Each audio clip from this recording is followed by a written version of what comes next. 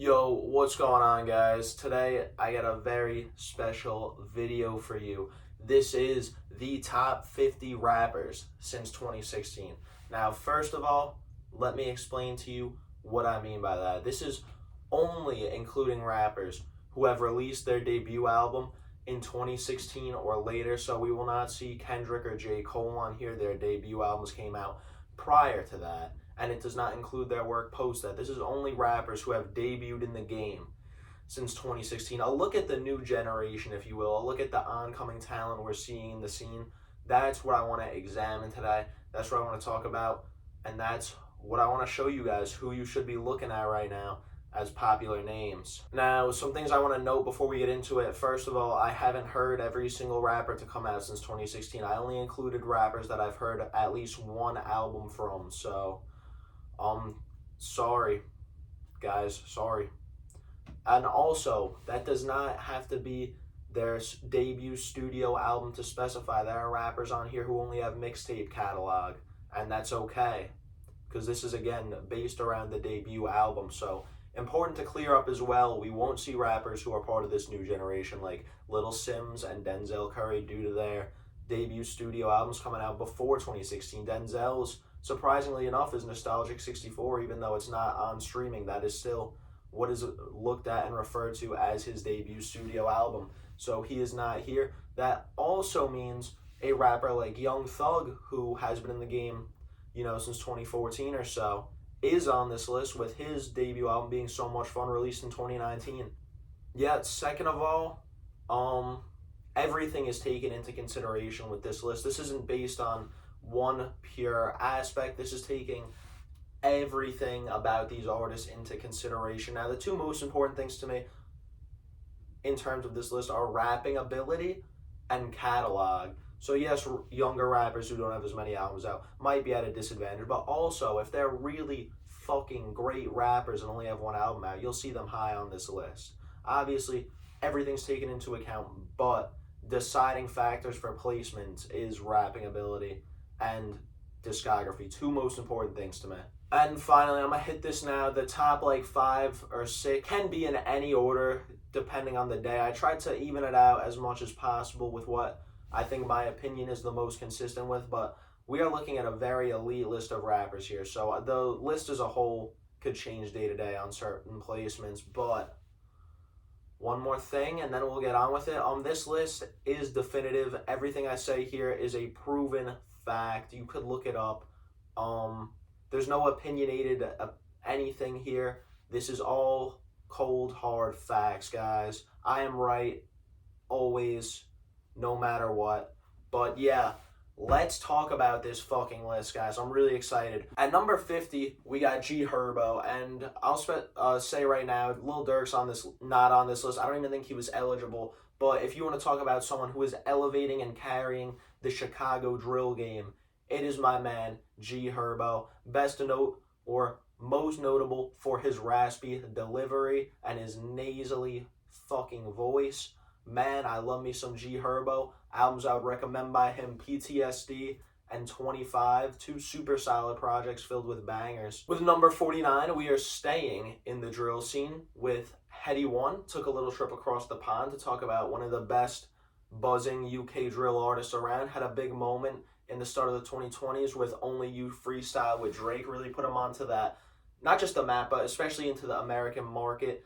The album that was on is a very solid project. The name is honestly escaping me right now. And I mean, yeah, if you're looking for some solid UK drill, Headie One's your guy. At number 48, we actually have another rapper who dabbles in drill from another part of the globe. We're talking about Lil TJay.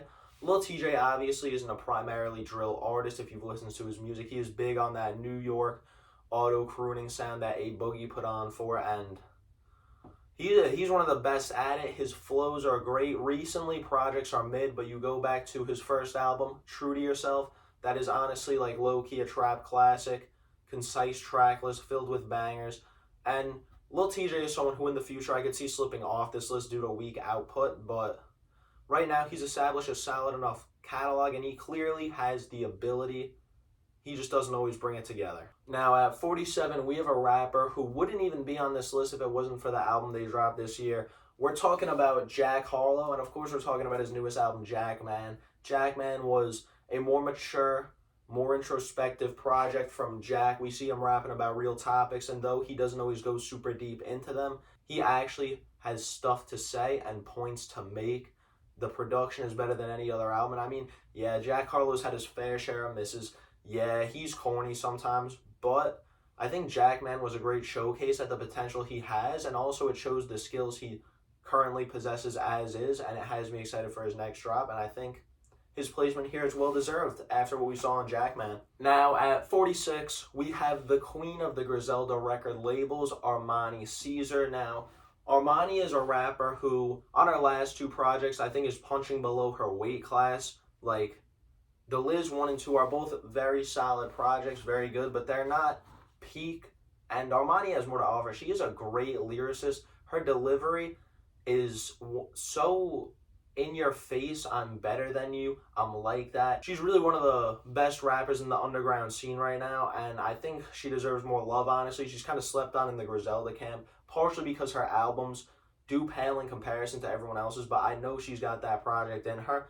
Just waiting to see it. At 45, we have rappers similar to Lil TJ, actually good friends. We're talking about Polo G. Now, Polo G used to be one of my favorite rappers, as well as Lil TJ. I probably should have prefaced that with his placement, so there may be a little bias going to this, but Polo G is a good rapper. Production, terrible, gotten stale, but what he did on Die a Legend and The GOAT is two seriously great albums. Again, the production by The GOAT is getting stale, but we're getting consistently great rapping performances from Polo. He could hop into his drill bag, his melodic bag. He could rap fast. He could even have a good pen game when he wants to. He just doesn't often want to. If Polo G wrote like he did on Bloody Canvas or on Wishing for a Hero on all his tracks, he would be significantly higher. Polo is definitely a rapper. Again, a lot of the parts are there to be a great rapper. He just doesn't bring them together. He chooses to chase that mainstream success, which I respect, but is why he is so low on this list. Now, at 44, we are jumping into our first deceased rapper on this list, and I was indecisive on if I wanted to include our fallen soldiers or not, if I wanted to include rappers who have had posthumous albums released, who were killed young, because it's always controversial, and it's always tough to place these rappers who we're never going to see music from them again. But based on the catalog he had when he was alive, the influence and the sheer star power of this man. We got Pop Smoke at 44. Yes, not a good lyricist. Yes, repetitive in the drill scene at times. But Meet the Woo and Meet the Woo 2 are two great projects. Meet the Woo 2 especially is a classic. And you also got Shoot for the Stars, Aim for the Moon, which was a good enough posthumous release. And of course, Faith was a little, little disingenuous, a little disrespectful, but what Pop was bringing to the table, it really changed the music scene for a minute. Obviously, drill has fallen off a little bit, partially because of Pop Smoke's death. He was kind of carrying that scene, and people were only listening to the artists around him because he was with them and he was putting on for that. As we could see, the New York drill scene is kind of weak without him. Now, at 43, we are staying in New York with another New York rapper. A lot on this list, low-key. My bias might be poking through a little bit, low-key, but also there are very few scenes that are as hot and as good as New York right now. So we got pro-era member Nyck Caution coming in at number 43. And Nyck Caution was another weird one to place because, again, his rapping ability and the talent that he possesses outweighs his actual catalog.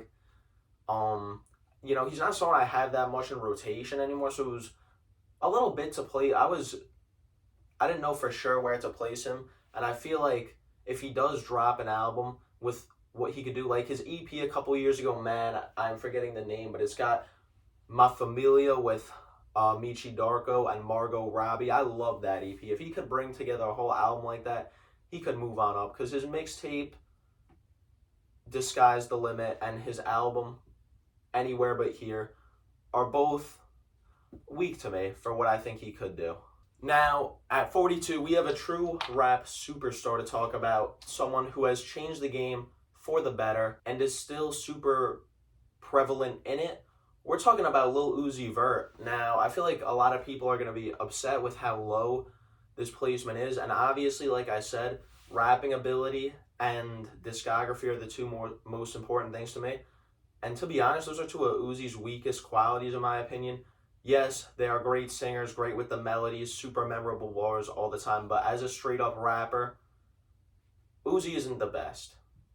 They are above average, definitely good. And also talking about catalog, I don't want to say weak because weak isn't the word. There are weak albums, but I feel like Uzi is really missing that like classic trap record that would solidify them as one of the GOATs of the genre. Yes, Lil Uzi Vert versus The World is great. Yes, The Perfect Love Tape is great. But where's that super elevating album that we could expect from them? Great songs throughout. Uzi's not an album artist, which is why they are ranking a little bit lower than some might expect. But again, you also got to consider the influence, the innovation, everything that they brought to the scene in 2016 on the come up and how they changed it, because the rap scene wouldn't be where it is today without Uzi. Now at 41, I'm about to make a lot of people very mad with who I am about to put above Uzi and above Pop and above all these other people that I mentioned. At 41, we're talking about Russ. A lot of people love to hate on Russ, say he's corny, say he's this, say he's that. But real hip-hop heads know, real people who have been tapped in with what he's doing with Chomp, Chomp 1.5, Chomp 2, the album. Man. And Chomp 2.5 as well, another great EP. Russ can really fucking rap, guys. I mean, a lot of you may not know this if you haven't tapped in recently. Russ can rap. Russ is a lyricist. Again, he gets stale pretty quickly. He often needs features and GOAT-tier producers like The Alchemist or DJ Premier to elevate his songs. But when he is linked up with some greats, he makes some great music. And even on his own, Russ could hold a track together and make it great to listen to. I mean, if you guys are out here confused, mad, go listen to Chomp 2 and you'll see what I mean. Russ is really one of the more gifted rappers around right now. At 40, we have another rapper that's hard to talk about due to their situation, due to have being passed for several years now, for a long period of time. We're talking about XXXTentacion, another rapper I have to preface. I love this man. I loved this man when he was on the come up. When I was just a little fucking kid in high school, I love this man. His music meant the world to me. I was devastated when he passed. Now, obviously, his music doesn't hold up like that now. Don't know if I'd say it's corny, but his music is definitely... He was a man of the youth, and his music definitely is geared toward people there. Now, the versatility on X was through the roof. His ability was unreal. The reason I can't put him any higher than this is because he never had an album like that when he was alive. Like, yes, Question Mark and 17 are both good projects, but it's really what he could have done that is so intriguing, because you saw tracks like Infinity with Joey Badass. He could spit. He could do anything he really put his mind to. He wasn't afraid to experiment.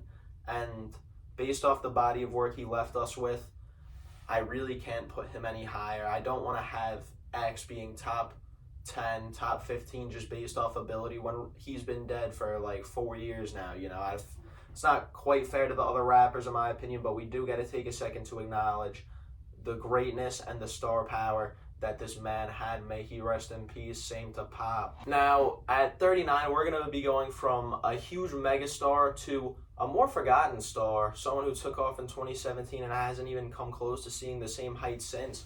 We're talking about GoldLink right now, and I mean, GoldLink's an interesting rapper to talk about. Blew up with Crew, with Brent Faiyaz and Shy Glizzy. I mean, that song was everywhere for a minute. It still is a great fucking track. But what a lot of people don't know is GoldLink can actually spit. You listen to his album from, I think, 2020, maybe 2021, Diaspora. You got songs like Coke White with Pusha T, songs like You Said with Tyler, the Creator, and these are some great songs, guys. Again, GoldLink could rap. As a lyricist, he's better. He's above average, but nothing crazy. And even on his most recent project, Haram, I believe it was called, not a fan of it, but he's really experimenting with vocal delivery, production styles, and all these other things. It was an unsettling listen. That's why I wasn't a big fan of it. but it's definitely not like anything I've ever heard before. GoldLink deserves his flowers, deserves some respect. I know he's super forgotten, not very talked about, but definitely a low-key artist to keep an eye on. Now, moving from a fallen off rapper to a rapper who hasn't even gotten on yet. At 38, we are talking about Furious. And man, let me tell you about a slept on rapper right now. Furious, one of these rappers who doesn't have a debut project yet. His first mixtape is on SoundCloud. Definitely go find it if you're really that interested in having trouble finding Furious. Hit my DMs. Let me know. I got you with the link. Because this is some top tier music to come out this year, low key. A track like Flowers, produced by Earl, one of my favorites to come out this year. Super introspective, just super fun, lighthearted beat. A single that's on Spotify, like Blame with Tom. Super great track. And Furious is a rapper who brings a lot in terms of rapping ability, in terms of lyrical ability. And honestly, the reason why he's so low on this list is because he only has that one tape out. I super excited to see his next album coming out within the next month or so. Be sure to tap in with that, guys. But I mean, yeah, if there's anyone to watch on the come up right now, a super good all-arounder who could get in his bag on the boom bap beats, give you some deep lyricism while also giving you some upbeat hype tracks, super fun tracks, Furious is your guy. At 37, we got one of the most refreshing rappers in the game right now. We're talking about Baby Keem. And I don't even know where to start with Baby Keem. He's got his unique style of production and rapping and vocal delivery, completely different from anyone else in the game right now. And I mean, the Melodic Blue is a really, really good showing of an album. It really showed that Baby Keem is serious, not only about making good music and making rap fun again, but also just innovating. I mean, what he was doing on that project is showing you how creative he could get. Again, not the best lyricist, but in terms of changing the rap game, in terms of aesthetics, in terms of being a great all-around MC, being able to sing. Not many people could do it to the level of Baby Keem. I'm very, very excited for his next drop because he is one of these faces I look at and say, wow, he could fuck shit up. He could change the game for real, sort of like how Travis Scott did on Utopia. Now, 36, we're going to be talking about a low-key niche rapper, one that a good amount of people watching might know, but if you don't, let me put you on to Coda the Friend. Another New York-based rapper. I've been a pretty big fan of his for years now, honestly.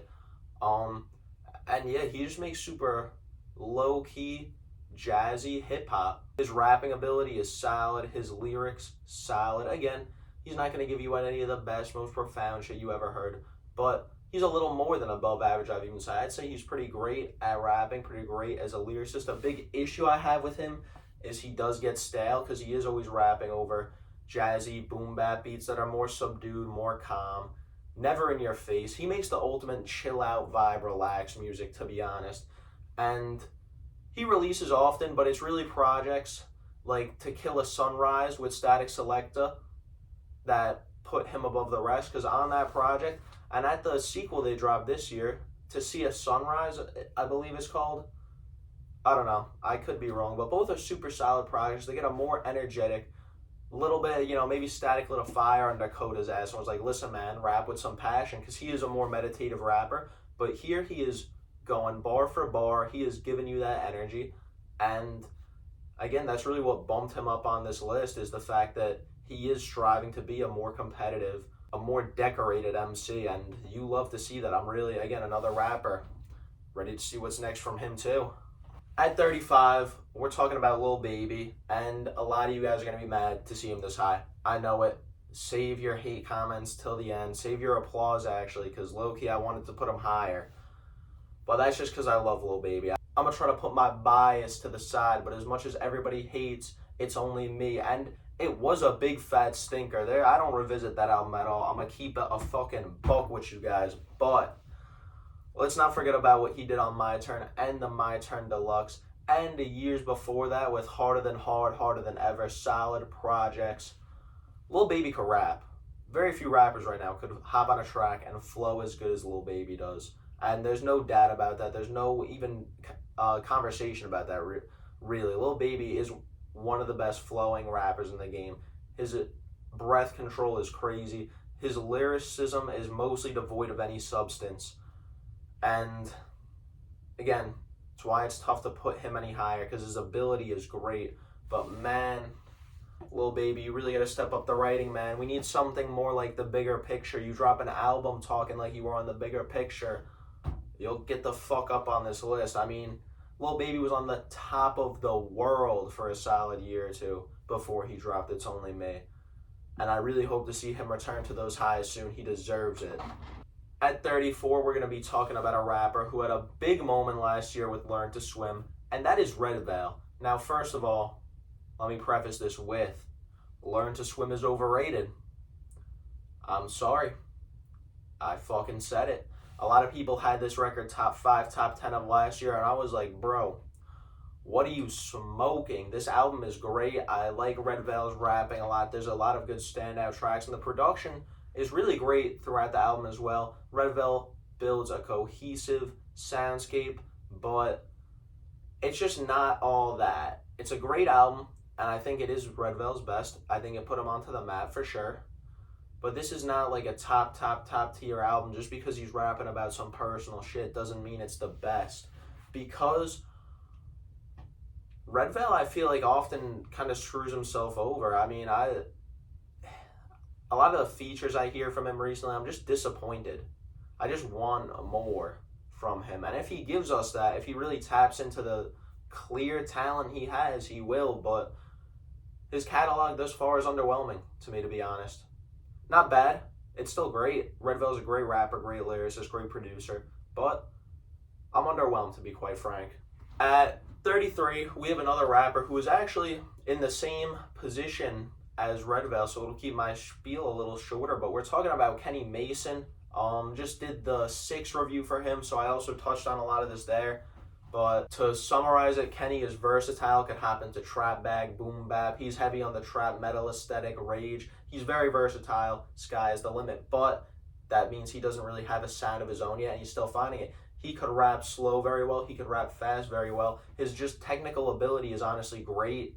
I mean, it makes sense that he's linked up with rappers like Jid, because his skill is obviously not on par with Jid, but it's reminiscent of his, and it's still great. His singing is pretty good. His lyricism, above average, good, solid. Nothing that's going to blow your balls off. But again, the catalog behind it is underwhelming. I feel like every Kenny Mason project I listen to, I'm like, it feels like it's missing something. It feels like not the best work he could be putting out, which is a problem a lot of rappers struggle with. Obviously, this is an expectations-based problem, which again, that does put responsibility on people like myself, on the listener as a whole, for having these expectations of sounds they want to hear, or what they think a rapper could do versus what they actually can do and want to do. But that really doesn't matter when someone has talent like Kenny Mason and he's not putting out records that are as conceptual, as cohesive, as grand as they could be. You know, it does hurt them a little bit. There are a lot of rappers like this who are great but struggle with putting out that real career-defining project. Now at 32, we're going back to New York, Brooklyn. We're talking about Pro Era again. We got CJ Fly here. Now CJ Fly is interesting because he is just the best way I could describe him as an all-around great fucking rapper. Like, that's really what he is. He's always on some hard boom bap beats. Lyricism and rapping ability, again, are both great. Nothing that is going to make you think, wow, CJ Fly is a next level rapper. But if you're into that sound, definitely go for it. He is someone else who has a collab project with Static Selecta. My favorite project from him, by the way. Very solid. And I mean, yeah, nothing else to say. CJ Fly is really just a great rapper through and through. 31, we're talking about one of the most underrated rappers in the game right now. Like, for real, we're talking about Westside Boogie. And he's someone I've been on for years. Ever since Rainy Days came out, I listened to that was a couple years ago, right? Rainy Days with Eminem, that's like, 2019, 2020. I listened to that project, Everything for Sale. And honestly, it's a great album. Super great album. His project he dropped in 2022, More Black Superheroes, wasn't as good, but again, still great tracks, still super fun. I mean, Westside Boogie has this kind of whiny inflection that might get on some people's nerves. I personally enjoy it. I love when rappers have zany ass voices. I think it's super fun. And you know, Boogie's got shit to talk about. He can make bangers on a track with Shelly, super hard track. He could get in his trap toxic bag. He could also get in his super emotional storytelling mode. There are several tracks this man has where it literally feels like he was crying in the booth recording it, and not many artists are given that type of passion to their records right now, which, again, that's why Westside Boogie is a valuable name to watch right now. At 30, we're talking about Sci-Hi, formerly known as Sci-Hi the Prince. Another very hard rapper to judge because his only studio album is No Dope on Sundays that dropped in 2017. He also has an EP he dropped last year, and both are honestly super fucking great. Sci-Hi, rapping ability great, but Sci-Hi's a lyricist. Sci-Hi is a great fucking lyricist. His double entendres crazy, metaphors crazy, and I'm really just waiting to hear more from him, honestly. Sci-Hi is one of those rappers that for a while people have just been waiting for. I don't even know what's going on. He might end up being a Jay Electronica situation. Not that he's as good of a rapper or lyricist as Jay Electronica. I'm just saying. But I mean, a rapper who has all that potential and people want to see it, but he might never drop another album. You know, I don't know. I hope he does, though. He is, again, 30 on this list with one album, I think is very indicative of the potential he has. Because it's not like Sci-Hi's a personal favorite rapper of mine or anything. He's just fucking dope. Now, at 29, we are talking about a rapper that for a long time was one of my favorites. Definitely has grown off me in recent years. But again, like that 2019 to 2021 time period, IDK was in my rotation hella. Now, IDK is a rapper who's always dropping projects every year. He's the type of rapper who will drop a smaller project, something like, maybe like his little collab album last year with Kaytranada, super solid, super fun. But he'll also come through with his bigger projects like F65, which was a miss. I've reviewed that on the channel before. Mixed bag. Low-key would have been higher on this list if he didn't drop it. But then you also get some absolutely great projects, some personal and vulnerable projects as well, like Is He Real and You See For Yourself. These are two conceptual projects. One, we see IDK examining the idea of faith and religion, questioning it, and explaining his relationship with it. And You See For Yourself is almost like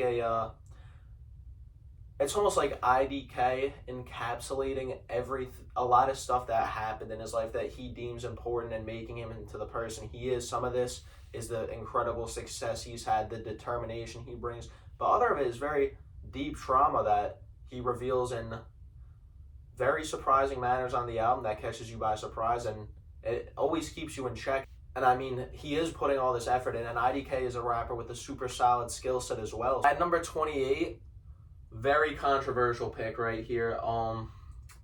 This might get a lot of 14 and 15-year-olds mad, but at 28 we got Juice WRLD, and I'm just gonna explain his placement really in the context of X's placement because I know that's what a lot of people are thinking right now. X is a way better, way more versatile rapper, this and that, but he never proved it while he was alive. Goodbye and Good Riddance is better than any X album, and that's your reason. That's really why he's higher. Yes, Juice, great rapper, alright lyricist, decent album artist, but he does have a classic under his belt, and he also put on just like X, put on for a whole new sound. You could argue that part of Juice WRLD's sound is derived from X, and I'm not gonna argue you, I agree, but Juice WRLD really popularized that sound and made it mainstream. You think without Juice WRLD we get shit rappers like Ian Dior and the Kid Laroi? No. So thank you, Juice WRLD, for those great contributions. Rest in power, of course. And yeah, I mean, I think this is a very great placement for Juice WRLD. Honestly, higher than I expected to have him. 27, we're talking about South Florida legend, Poya. Poya is another rapper, 2019-2020, super heavy in my rotation. Man, The South Got Something to Say is a fucking great album. Man, 5-5 is a fire album. Honestly, I haven't listened to Poya's most recent album that dropped earlier this year, but the record he dropped in 2022 was pretty fucking great as well. Should I listen to that Poya album? Yes, I'm a pretty big fan of his. I've heard some tracks. And Poya is a very interesting rapper because you hear him on tracks with Suicide Boys and Ghostmane rapping super fast, super distorted, and you immediately group him into that sound. But then you go listen to an album like The South's Got Something to Say, and there's a beautifully sung tracks on there. You go to 5-5 and you get, again, super fast rapped and super great lyrical tracks, but far more vulnerable and less gangsta on something like Suicidal Thoughts in the Back of a Cadillac. At 26, we got a rapper who I haven't checked out actually till earlier this month. A good friend of mine put me on. We're talking about Topaz Jones. I listened to his most recent record. It came out in 2022 or 2021, I believe. The name is also escaping my mind. All right, so the record is called Don't Go Telling Your Mama, and this record is a beautiful, beautiful blend of hazy, cloudy soundscapes, as well as super soulful, jazzy samples. And I mean, it's a different type of atmosphere where you're getting the boom bap style beats with the chop samples, but it's also a super atmospheric, again, just hazy album. It kind of sucks you in. Topaz Jones rapping is vulnerable. His rhyme schemes are great, and his bars are unique. His way of rapping is different than most, and definitely one of the best rappers to watch right now on the come up. I'm sure you've heard the NFR boys talk about him. They're always jacking Topaz Jones, and upon diving into him, definitely fucking worth it. At 25, we have one half of one of the best rap duos in the game right now. We have Dr. Dot of Earth Gang, super energizing and enthusiastic rapper. He has a more deeper voice. His flows are fast and very almost staccato like. It's very immediate the way he raps, and I honestly love that about him. As you can see, I do prefer Johnny Venus, but we'll talk about that later. But there's no way I was going to leave Dr. Dot even close to off this list. He is a great fucking lyricist. Earth Gang as a whole has a great catalog under their belt, topped by Mirrorland. Honestly, an incredible album. And I mean, yeah, give Dr. Dot some respect. You know, their Earth Gang as a whole deserves more respect from the rap community, considering the innovation they've done, how they put on for Atlanta, and the soundscapes they bring to the table. There's not anyone else like them right now. And there's not anyone like Dr. Dot out right now. At number 24, we have a rapper that was very hard to place, considering the emphatic debut album they had, the Grammy nominated, super awesome album that I still revisit to this day. Yes, we're talking about Cordae. And now following that up, he had From a Bird's Eye View, which kind of mid. I wouldn't say it sucked, but it was just mid. The effort, the passion, and the personality that Cordae brought to The Lost Boy was lacking there. Now, Cordae also has solid EPs, solid singles out, so it was interesting to rank him when you do have a great album and a mid album, you know. But you look at the skill set Cordae has, and it's there. As long as he stops trying to tap into the super mainstream bag and goes where the art takes him, he'll be a great rapper. I hope he escapes the J. Cole comparisons one day as well. Not that I think Cordae will ever be better than J. Cole, but he's a super great lyricist, super dope guy. He's always sounds like he's having fun when he's rapping, and I could appreciate that about a rapper. 23, Maxo Cream. We're talking about one of the best rappers coming out of Texas right now, and he's been on the come up for a minute, but he has established a solid fan base of people who love some hard-ass, gritty-ass trap music. Maxo Cream is gangsta like that, and he lets you know every opportunity he gets. You look at a record like Weight of the World that dropped back in 2021, and it shows you Maxo Cream is elevating the trap scene with some super experimental trap beats, rapping over some stuff that people traditionally don't rap over, bringing in great features from people like Rocky and Tyler. But you also have projects like Brandon Banks, which is a lot more centered as almost a pinnacle of what some hard-ass Houston rap sounds like. Brandon Banks is the fucking blueprint for that, because it is just bass boosted, hard ass, raw ass rapping, and obviously it's that trap shit, but Maxo Cream's one of the best rappers in that whole scene. At 2022, gonna be talking about Slowthai. This is one I didn't really want to talk about given all the allegations surrounding Slowthai, the uncertainty of the scenario. And obviously, I'm not I'm not Slow Tie. I don't know. I'm not the woman. I don't know exactly what happened. I am not too brushed up on the case either. I don't know exactly what is being alleged. But because of that, not going to talk much more about Slow Tie. He has a couple great albums. As a person, it seems like it might be questionable, but he's here at number 22. Now, at 21, I am about to piss a lot of virgins off. I apologize in advance, guys.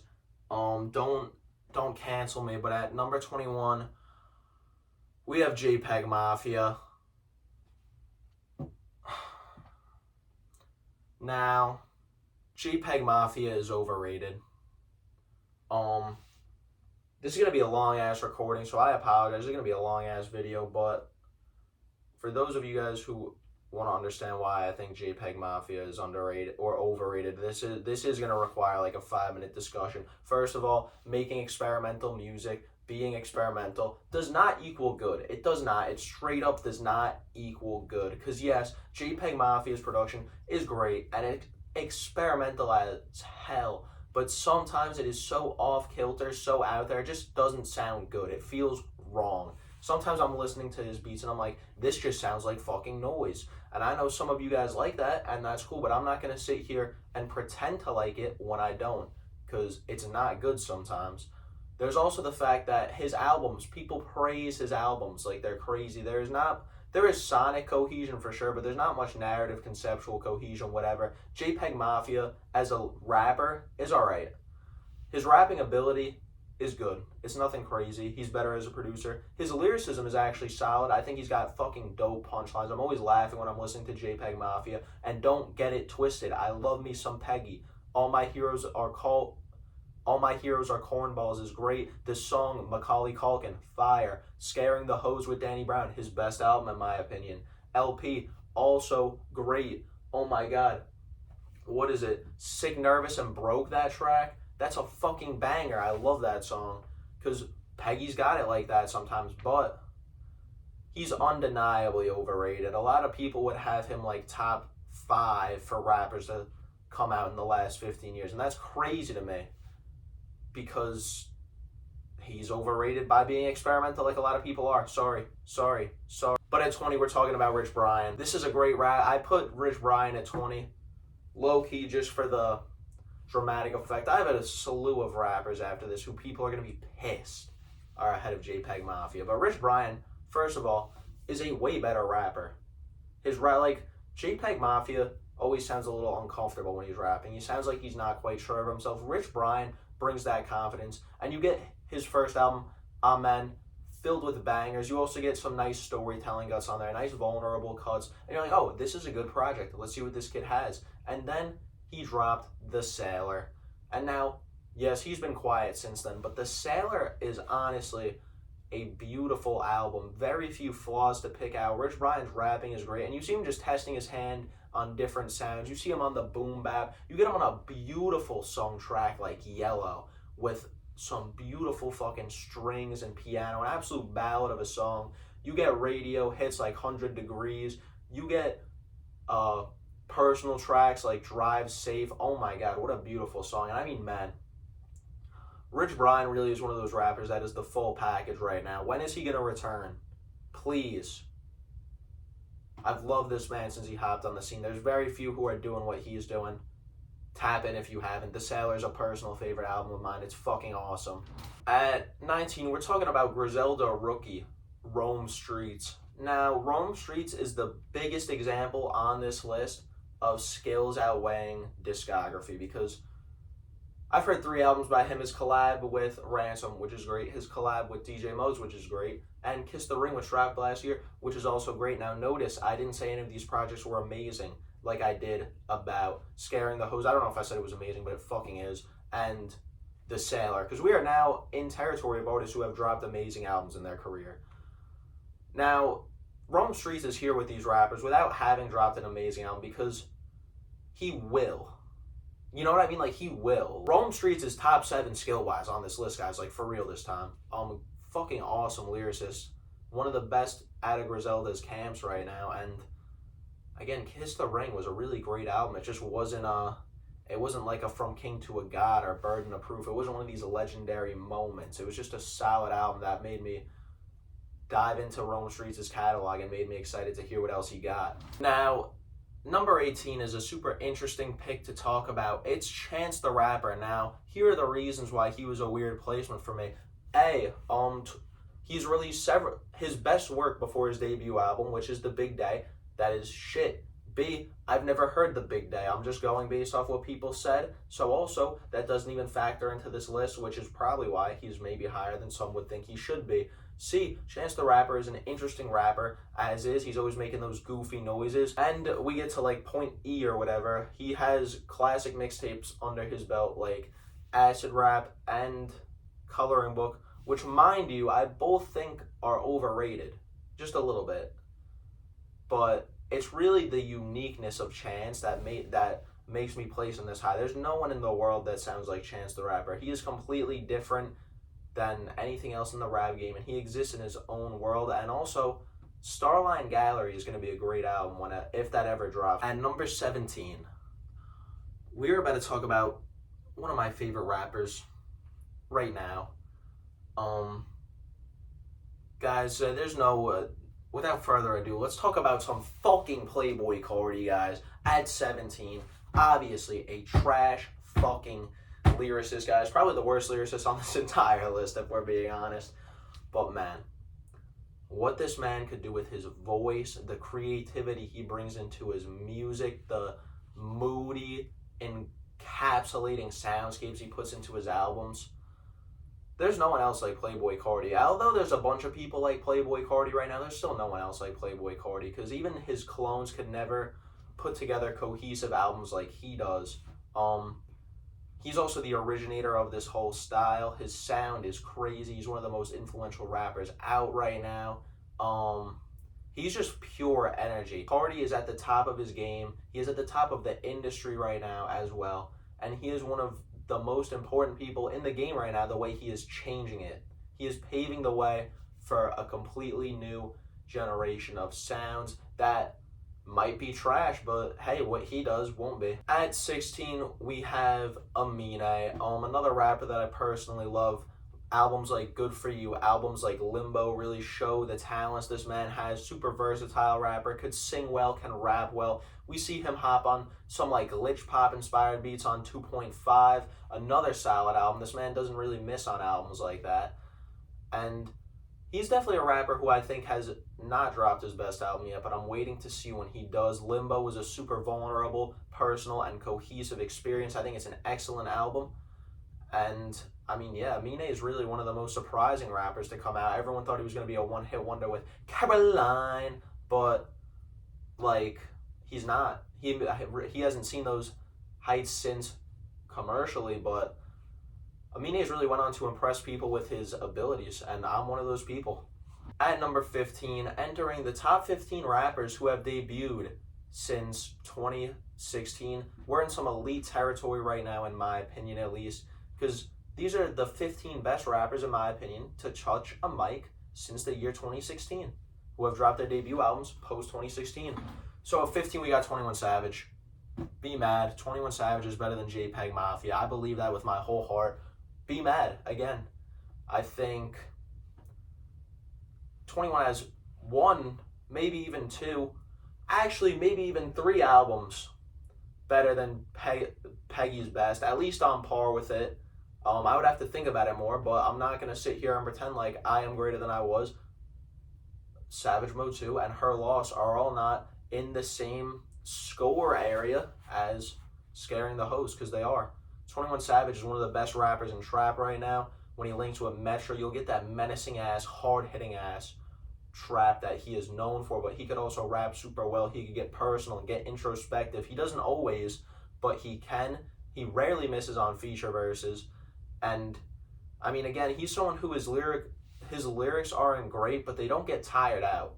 I always love listening to new 21 Savage. He never disappoints. Now, at number 14, we're talking about a rapper that I'm not sure if the album I've heard from them is their debut studio album or whatever, because it's their only album and they're underground as fuck. We're talking about Lord Sko at 14, guys. And holy shit, first of all, if you're not on the Lord Sko wave, hop on it.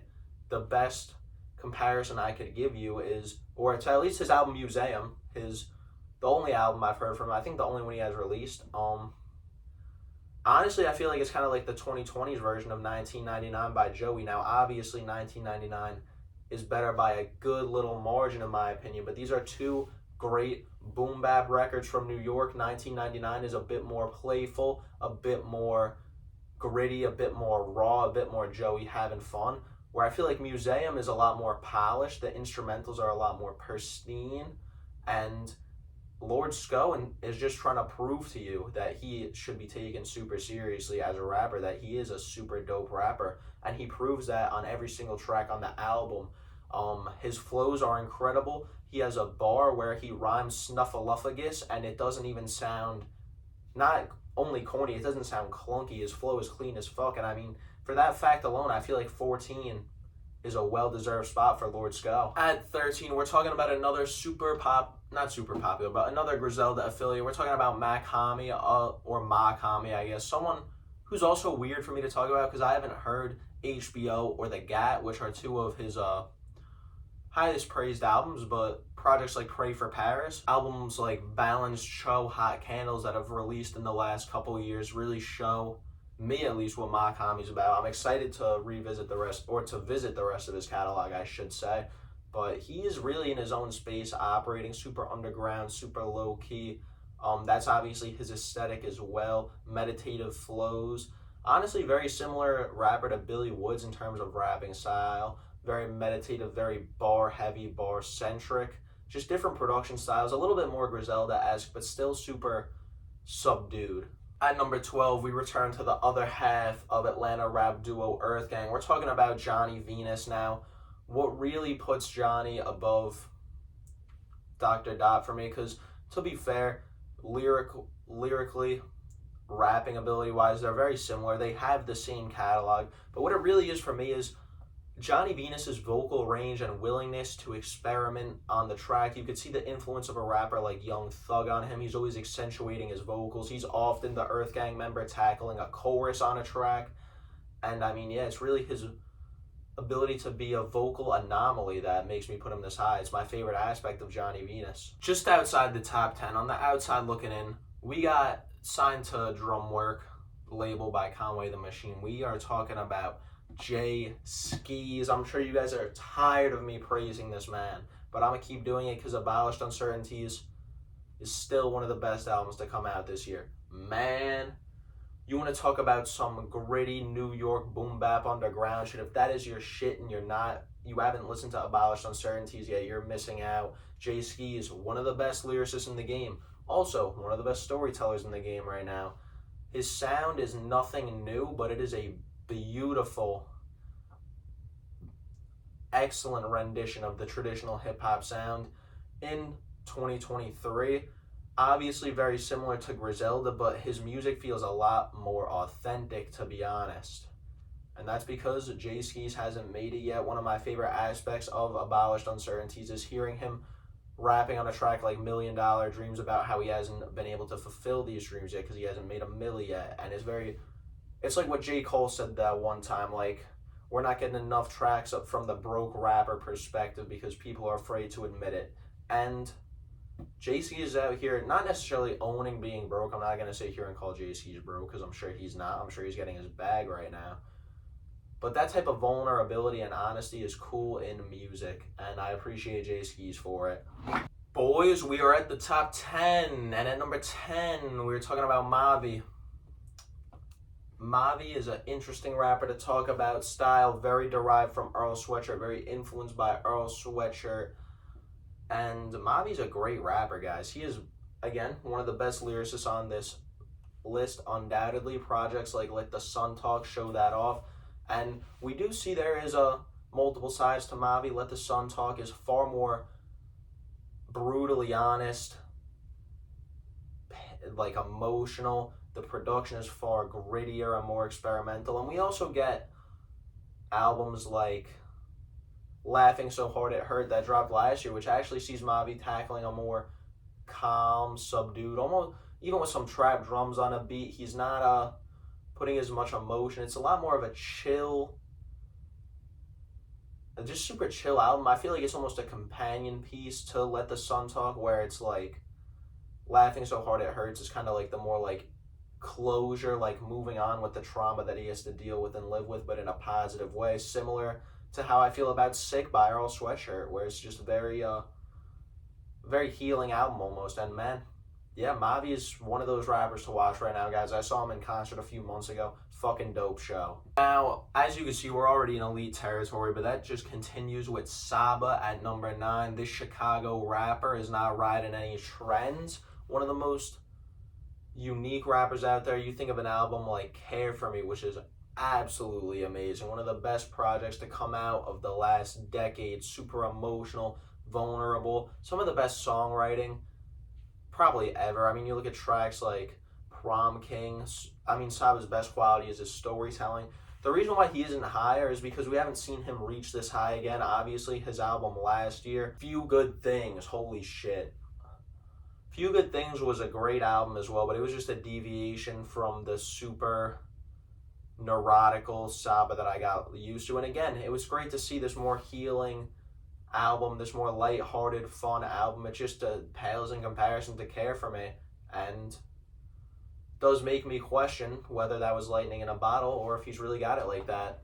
Now, at number 8, we have some interesting stuff to talk about, because I'm going to group number 8 and number 7 together. But yeah, you'll see why. At number 8, we got Javi Darko, and at number 7, we got Jaking the Divine, 2 Divine record label mates. And man, when I tell you these are 2 of the best rappers out right now, I'm not kidding. Underground as fuck, but if you don't know them, go listen. I'm being serious. Like, these are 2 of the best rappers in the game right now. Like, you can see their placements on this list.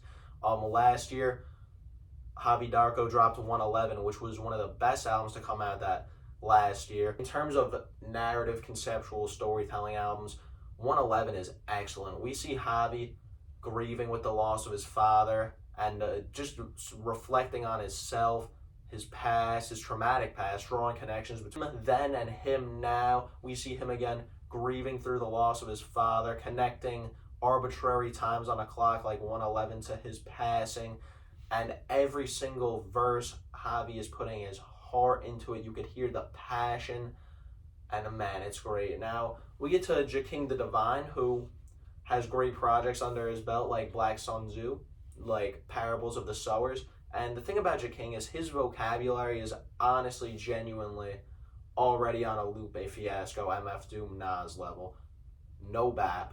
This man's fucking lexicon is crazy. The amount of times I have to Google search words when I listen to him. And it's not just that, it's very mature, very Parables of the Sower as an album is a very, I feel like ancient's a weird word to describe a hip-hop album, but it feels very like historic, very prestigious. And you look at Black Sun Zoo, which is almost like a tribute album to the late MF Doom, rest in peace. And the sky's the limit for these 2. They actually just released a collab album, Fear and Loathing in Long Island, which is them showing you why they deserve to be on this list, why they are some of the best rappers around right now. Absolute bar fest. We are at the point, it's top 6. You could rearrange these rappers based on the fucking day if you wanted. And at number 6, we got Dave. Dave is the best storyteller on this list. You listen to Leslie off of Psychodrama, that'll be obvious. But why is he so low? If he not just the best storyteller, definitely one of the best lyricists on this role. It's kind of hard to decipher at this point. But why is Dave only at 6? Because honestly, I had him at 3 for a period of time. And it's the fact that, yes, he has versatility, but it's hard to tell where he's locked in. His albums are conceptual and narrative based, but he always throws in a couple, or like a drill banger or 2, and then like a more Afrobeat type track or 2 that always feel like they deviate from the purpose of the album. They feel like they're just there, and they're not bad tracks, but they kind of just feel purposeless. And I don't know, Dave, I think another thing that makes it, his production isn't the best. Also why I knocked him down. His production is very minimalistic, and it works because the star of the show with Dave's music is his lyrics. But then again, that doesn't work when he's not in his lyrical bag. When you have a track like Clash, which is a fire drill track, I love that song, but it's such a baseline UK drill beat. And Dave's, he's got the great punchlines for drill tracks. I love Dave on a drill track. He's hilarious. Now, this final five I'm not going to put on the board because I'm about to talk about them in comparison to each other pretty much. Because I struggled ranking these as five, especially when number 3 came into the mix. I forgot about number 3 for a while, but because Dave was originally top 5, and then I remembered. But I'll run through it right now. 5, Conway the Machine. 4, Benny the Butcher. 3, Young Thug. 2, West Side Gun. And 1, we got JID. Now, let me explain this for you real quick, because first of all, there's my Griselda ranking for the members. People are going to be mad because, guess what? Conway is the best lyricist in Griselda, guys, but he's at number 5 on this list. Why are Benny and West Side Gun higher than him if Conway's a better lyricist? You might be asking yourself. Why? Because Conway has trouble putting together focused albums. You go to God Don't Make Mistakes, and half of his best, most personable, honest, vulnerable, and important tracks ever are on that track list. You look at tracks like the outro, God Don't Make Mistakes, Guilty, Stress, these beautiful ballads where Conway is pouring his heart out onto the track with some of his best pen ever. But then you go to tracks like Tear Gas and Lock and Load, which are just like baseline, like gritty Griselda tracks. And they honestly bog down the track list because they're weaker than most other Griselda tracks. And that is my issue with Conway. He is the Griselda artist who struggles the most with putting together an album. And it pains me to say it because he is a great lyricist. I also feel like he is the smallest or weakest level of versatility. Not that Griselda is particularly versatile, but Conway I feel like is the most. He is the Griselda member who gets the most repetitive on me. Now, 4, we got Benny right above him. And what puts Benny above Conway is that killer instinct he has. Every time he's on a track, he sounds mad. He sounds like he's about to go get his bag up. And I love that about him. His production range is a little bit more versatile than Conway's. And despite Conway being a better lyricist, more focused on personal bars, Benny has really got a lot of hard-ass memorable lines. He has, again, the catalog where I would say he has 2 albums better than Conway's best, Burden of Proof and Tana Talk 3, and 1 on par with his best, yes, The Plugs I Met. Now, number 3, we got Young Thug. He is who I was talking about. He knocked Dave out of this list because I didn't know if I wanted to count him. Because how are you in the game for like 5-6 years before you drop your debut album with so much fun? But I decided I wasn't going to hold Thug off this list for that reason. It wouldn't be fair. But man, some of you guys are probably like shitting the bed over Thug over half of Griselda. Some of you guys are probably like, what the hell? Young Thug changed rappers singing. Young Thug changed the way rappers use their voice. Young Thug changed the way people rap because his bag of flows is endless. And again, not the best lyricist, but it's really about what this man is doing on the track because there's no one out there like him. Young Thug is one of a kind. He has one of the best albums on this list with Jeffrey. And him over Benny and Conway, I stand by that. Yes, Benny and Conway are better rappers, better lyricists. But like in terms of importance to the genre, in terms of changing the game, Young Thug has done that far more, and he will probably be remembered a lot more fondly because of that. Not that Benny and Conway won't be remembered fondly. It's just like Young Thug is a pinnacle of rap music to me. We don't have modern rap without Young Thug. And in terms of trap rappers, he is one of, if not the best, and has a super strong catalog. Number 2, we got Gun. The weakest rapper and the weakest lyricist of the Griselda Big 3. But, again, it's not just about lyrics and songwriting. You got to consider the production Gun has. That man is a visionary. He sees what he wants to do. He has these visions. He is a great beat selector. And, he's just, when ranking who the best rappers are, again, originality is important because the Thug and Gun are making way bigger waves due to the uniqueness factor with their music. And their music will last longer and not be better, but it has more value considering it's less likely to be replicated. And you look again, Gunn has an incredible catalog. Sure, he's not the best lyricist, but you look at what he could do on an album. He pulls together all the right artists, all the right producers. He's able to hold his own with them all, give out great verses, memorable bars, incredible brags, and really elevate everyone around him. Now, number one, we got JID. JID has the best album on this list by a margin. Not by a good margin, but by a margin. He has the most conceptual, I don't know about most conceptual, he is the best executed album on this list. The Forever Story is near flawless. It is the closest album to flawless here, probably. And this man is a wizard. JID is a wizard. He could flow any way he wants. He could rap over any type of beat. He could sing super well. He could do the trap shit. He could do the R&B shit. He could be gangsta. He could be emotional. JID can do it all, and that's why he's here. Despite having one of the more smaller catalogs on the list, having the best album on the list definitely helps you a lot, as well as being the most, like, I don't know, there is very few rappers, not just in the game right now, but of all time, who could touch JID's ability to flow. Like, it's so unprecedented and so unreal how great this man is at rapping.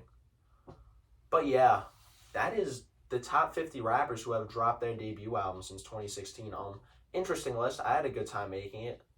Let me know what you guys think. A lot of crazy takes here. I thought it would be fun just to, because, I also just get to talk about 50 popular rappers that are on the rise that I think people should check out. And I love doing that shit. So, who's your favorite here? Who did I do the dirtiest? Who did I forget about as well? Let me know in the comments. Appreciate you guys if you watched all the way through or if you clicked at all. It means a lot to me. Like, subscribe, comment, share, all that good stuff, man. Hope y'all are safe out there. Hope y'all are doing well. And yeah, take care, guys. Peace.